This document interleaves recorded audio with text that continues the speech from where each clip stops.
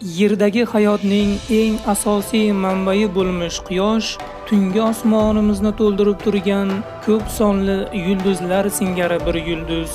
Inson samodagi yulduzlarga termularkan, uzoq xayollarga cho'madi. Boshqa yulduzlar atrofida ham bizning Quyoshimiz atrofida bo'lgani kabi sayyoralar mavjudmi? U sayyoralarning birontasida yerdagi kabi hayot bormi? U yo'qlarda biz insonlardek kuchli ong sohibi bo'lgan mavjudotlar mavjudmi? Yoki biz insonlar ulkan koinot maydonida yagona qilib yaratilganmizmi? Zamonamizning ilmiy yutuqlaridan kelib chiqib shuni aytish mumkinki, olis olamlardagi sayyoralar yuzasida ham hayot mavjud bo'lishi, hatto biz singari samodagi yulduzlarga boqib uzoq xayollar va o'ylarga cho'mayotgan bo'lish ham mumkin.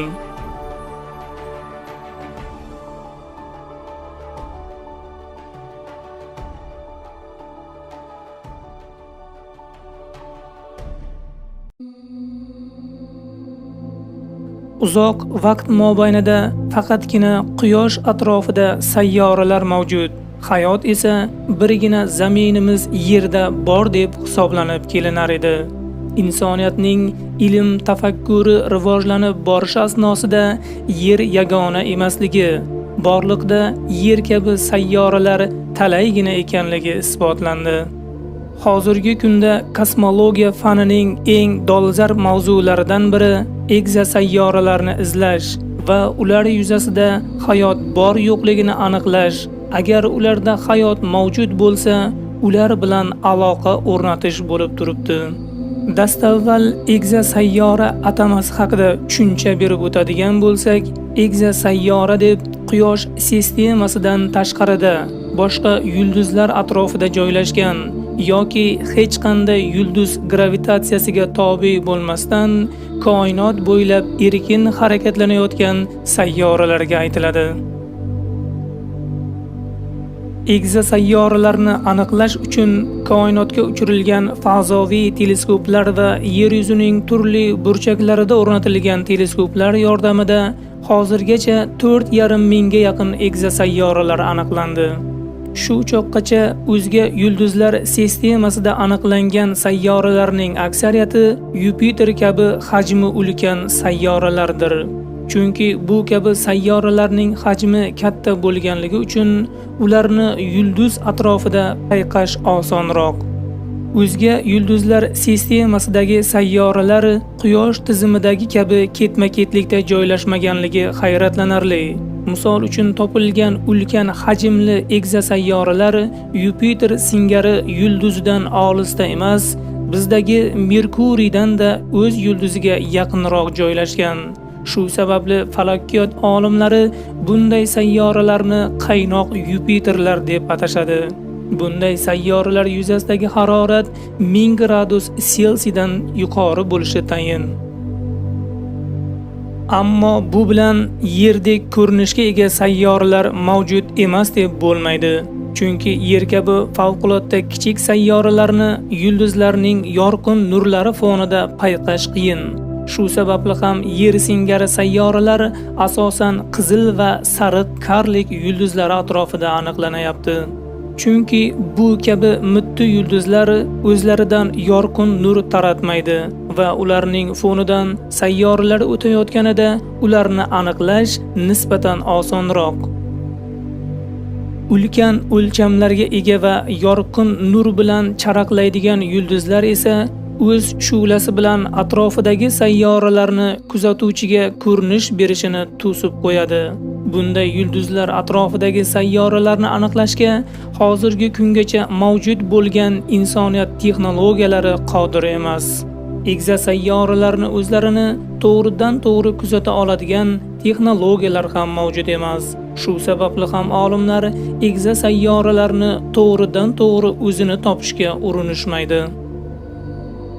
Falakiyot olimlari egzosayyoralarni o'z yulduzi qarshisidan o'tayotgan vaqtida yulduzni bizdan to'sib qo'yishi sababli va o'sha yulduz yorqinligining biroz xiralashishiga sabab bo'lishidan kelib chiqqan holda aniqlashadi.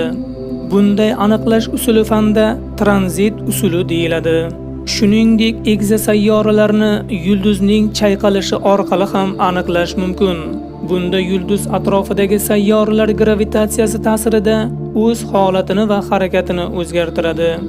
Go'yoki kuzatuvchiga chayqalgandek tuyuladi. Buni Yerdagi o'ta kuchli va o'ta sezgir teleskoplar aniqlay olishadi. Astrofizik olimlar yulduzlar chayqalanar ekan, demakki ularning atrofida sayyoralar bor degan to'xtamga kelishgan. Koinotda ming-minglab egzosayyoralar aniqlangani bilan ushbu sayyoralarda hayot mavjudmi degan savol ilm-fan oldidagi eng asosiy masala bo'lib qolmoqda. Materiyaning rivojlanish bosqichlariga tayanadigan bo'lsak, hayot borliqning istalgan nuqtasida mavjud bo'lishi mumkin. Zamonamiz olimlari buni inobatga olgan holda egzosayyoralarda hayot borligiga katta umid bildirishmoqda.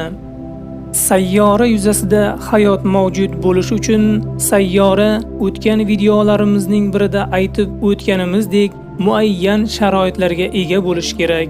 Hozirga qadar topilgan egzosayyoralarning 30 dan ortig'i xuddi bizning zaminimiz singari qulay shart-sharoitlarga ega deb taxmin qilinmoqda. Bu egzosayyoralarning ayrimlari Yerdan biroz kattaroq va ular fanda super Yer deb ataladi. Ayrimlari esa Yerdan kichikroq, ayrimlari esa Yerga nisbatan yulduzga yaqin va issiqroq bo'lsa, ayrimlari nisbatan sovuqroq, ammo o'zlarida qandaydir hayotni mujassam etgan bo'lishi mumkin. Koinotda shunday egzosayyoralar ham aniqlandiki, ularning yuzasi suvliklardan iborat. Yuzasidagi suvliklar suyuq holda ekan, bu sayyoralarda ham hayot bo'lishi mumkin. Zero Yerda ham hayot dastlab suvda paydo bo'lgan. O'zga sayyoralarda hali biz aniqlay olmagan hayot bor ham deylik. Hatto koinotning qaysidir bir burchagidagi egzosayyorada biz insonlardek aql idrokli mavjudotlar ham bor deb hisoblaylik. Nima sababdan ular hamon biz bilan aloqa o'rnatganlari yo'q? Boisi shuki, koinot bizning tasavvurimizga sig'mas darajada ulkan. Biz insonlar telekommunikatsiyaga ega bo'lganimizga, ilk radio uzatishlarini amalga oshirganimizga ham bir asrdan biroz ko'proq bo'ldi.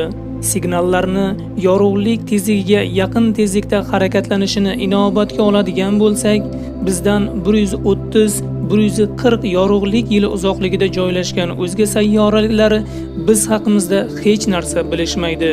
Go'yoki bizlar hech qachon mavjud bo'lmagandek.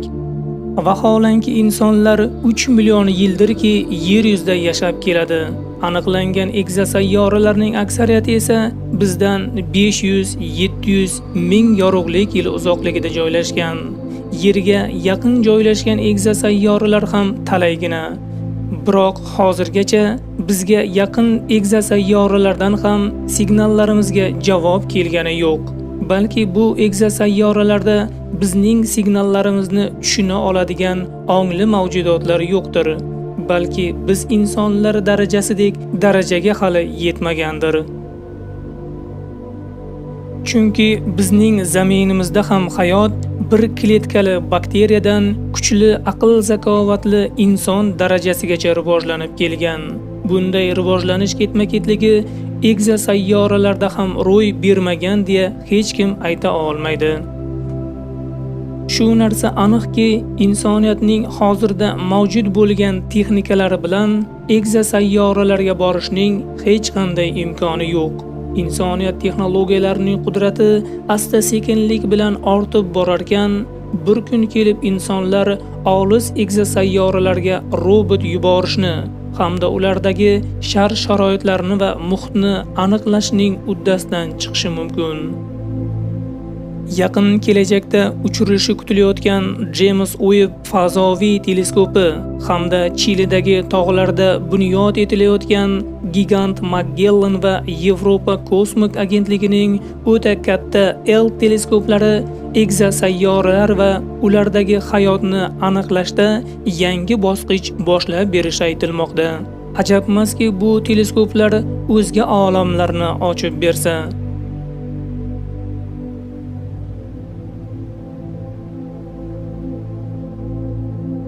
Sizlar bilan egzosayyoralar haqida suhbat yuritdik. Keyingi videoyimizda esa Yerga o'xshash, yer singari qulayliklarga ega egzosayyoralar bilan yaqindan tanishamiz.